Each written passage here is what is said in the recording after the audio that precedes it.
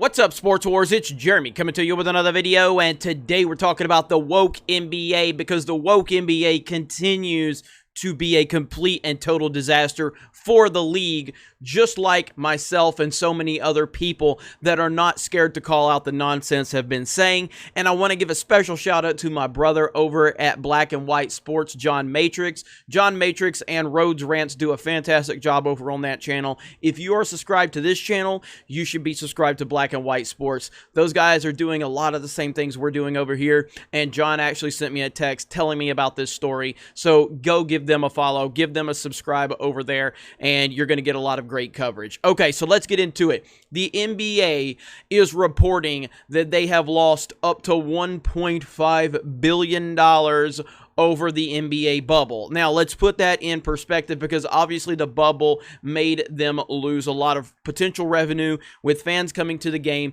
and everything like that. This story is over on Yahoo, and it says, report NBA came in $1.5 billion under revenue projections in 2020. Now, again, a lot of that has to be attributed to the fact that it was the NBA bubble. They were not bringing fans to stadiums and arenas around the country, so that has a significant impact on what they've been doing. There's no doubt about this. That's not all tied to wokeness, and we just have to establish that. It's not all tied to wokeness, but the wokeness is definitely playing a part into it.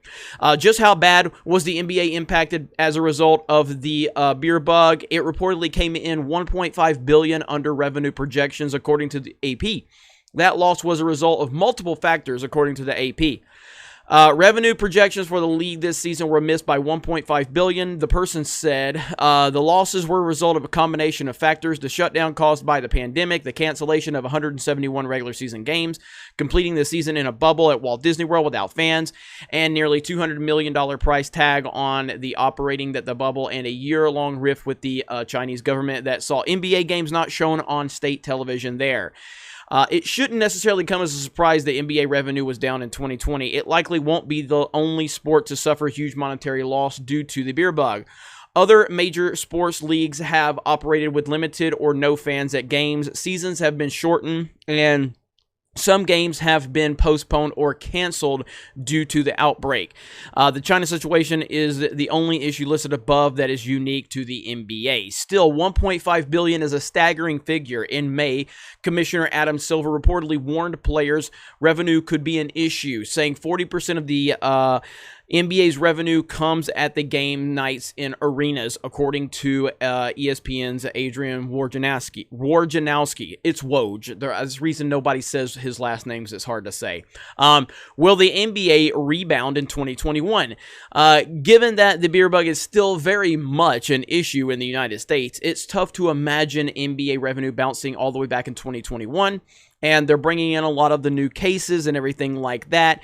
It's still unclear how much that will impact the NBA next season. The league is still negotiating next season start date, yada, yada, yada. And they're just talking about all the factors that could play into it. Now, the thing I'm going to bring into it is the obvious situation with them getting super woke. And we know how Adam Silver says, oh, I'm so surprised by the low ratings because LeBron James is in the finals. LeBron James and the Los Angeles Lakers are in the finals, and I'm so surprised by the low ratings. Well, the reason the ratings were low is because you basically told over half of your audience to go F themselves because you push political propaganda. Now, you want to sit there, all of these nonsensical athletes want to sit there and claim how important it is to push their social justice messaging, and Mark Cuban basically says we don't care what type of fans we're losing. We only care about the ones we're keeping because that's the people we want, yada, yada, yada.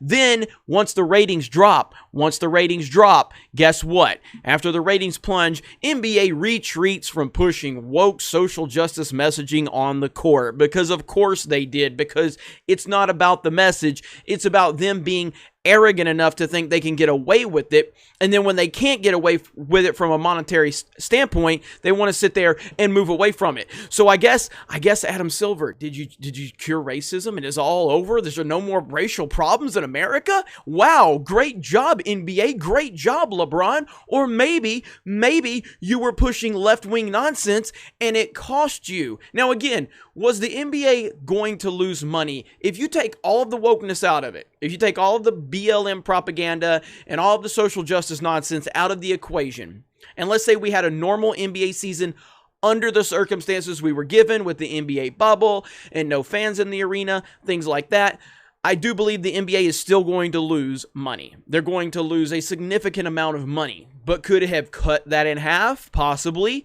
And maybe it takes 30% off of that. Regardless, even if it's 30%, 50%, whatever, of $1.5 billion, that is a significant chunk that you could have saved in your losses. But because not only were you given a terrible situation with the pandemic and the lockdown and the NBA bubble, not only were you given a bad situation, you made it significantly worse because you wanted to push political nonsense and alienate your fan base. And that's why you saw ratings as high as 70% dropping when you have the league's biggest star in the finals with a third team, which happens to be the most celebrated team in league history, and you still couldn't get people to watch because you had pissed people off so much with your nonsense. And you continue to tell the fans how important of a stand it was for you guys to take this. And of course, now that the money's drying up, now that you need to make those profits back, suddenly we find out how important these things really were. Because it was never about standing up for these things. It was about using your platform that you're privileged enough to have, and you thinking that you're arrogant enough to think that you're going to keep that platform and you can say whatever and do whatever you want. And then fans reject it, and then we find out you didn't really care about it. You care about the money, but you want to pretend that you're there to stand for a cause, and now no one really believes anything you have to say. So I will repeat the words from Laura Ingraham of Fox News one more time. Shut up and dribble. Shut up and dribble. Shut up and throw the football. Shut up and play a game and get paid millions of dollars. That is what fans are telling you to do. Shut up and dribble. That's it. That's all. So we're going to continue to monitor this situation. It's going to be interesting to see how it all plays out. We've got some more things that are going on in the world of sports we're going to cover here on Sports Wars. So closing in on 75,000 subs. Thank you guys so much for the support. We appreciate it. We appreciate everything. Like the video, comment below, share the video, and of course, go over to Black and White Sports and give them a subscription as well. You guys have a great day, and we will talk to you later.